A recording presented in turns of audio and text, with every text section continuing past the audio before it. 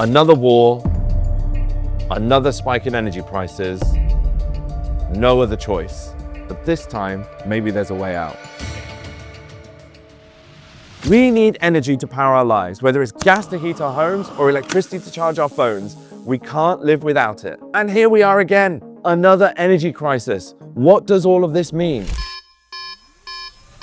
Gas has been an incredibly cheap resource for us for such a long time. And because it was so cheap, it didn't really matter that we were running 25% efficient petrol cars or 70 to 80% efficient gas boilers. It was just cheap. We've been moving the energy mix in the UK over the last few decades. We used to burn a crap load of coal. We now rely much more on gas, and we're starting to generate a huge amount of electricity from renewables. Part of the push for this has been climate change, with the UK signing up to the Paris Agreement, putting in legal terms a requirement to decarbonize our energy system. But you know what speeds up an energy transition?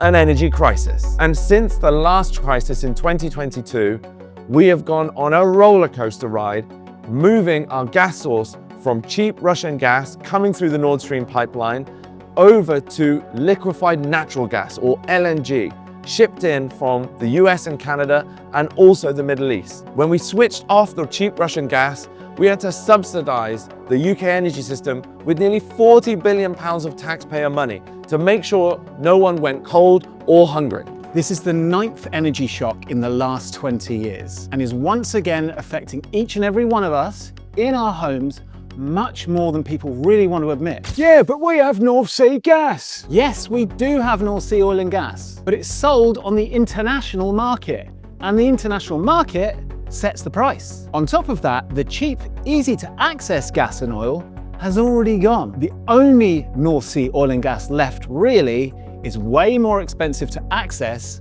and can't compete on the international market. How does this impact UK householders? Well, fundamentally, the price of gas will have to increase. And this time, there's very little fiscal headroom left in the public purse to subsidise bills. Rachel Reeves confirmed in Parliament that any package of measures will likely be means tested and targeted only at the most vulnerable in our society. So, heat pumps fix all of this, right?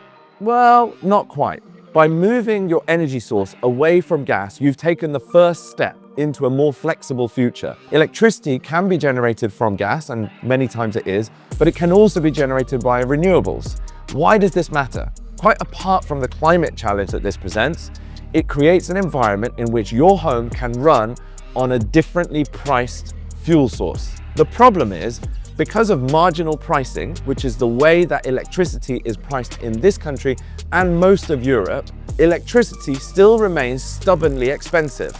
And if you dig under the covers of this a little bit, it actually relates to the amount of renewable energy available at any one point in time. The reason gas seems so cheap compared to electricity to you and me on our energy bills is a distortion created by how the markets work. Essentially, the national grid auctioned to purchase all of the power required by the UK, and that price is set by the highest bidder. We call this the merit order. For a particular period of time, the grid will ask for, say, 100 megawatt hours. The cheapest producers will be bid first and will be delivering energy at the cheapest rate. These are always the renewable producers. The problem is we don't have enough renewables to fulfill the demand for that 100 megawatt hours requested from the grid. And so we have to go and ask the gas producers how much they would charge at that particular point in time. And it's always way more. That then sets the price for everyone and leads to this ridiculously high electricity price, which under the covers should be a lot cheaper. If we flood that auction with as much renewable energy as possible, we drive down the cost that you and me pay for our energy bills every single day.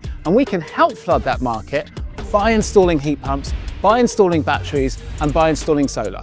And of course, moving the majority of your home energy demand, which is heating by the way, over to electric, you gain one super huge advantage. You can literally take the power back from the man. And you'll be insulated from energy spikes on gas. You'll be able to generate your own electricity as the cost of batteries and solar reduce. And you'll be able to take advantage of the flexibility markets powering those devices and others at times when the electricity is cheaper in our flexible market. And all this means the savings from your heat pump and electrified home setup will get more and more over time. Don't just think about the savings in year one. We cannot keep spending taxpayer money subsidizing an internationally controlled oil price in global conflicts that we are not initiating or even a part of. An investment today in this future will yield benefits not just today, but over the lifetime of the equipment that you install. But really, this whole thing is far beyond energy bills or even climate now.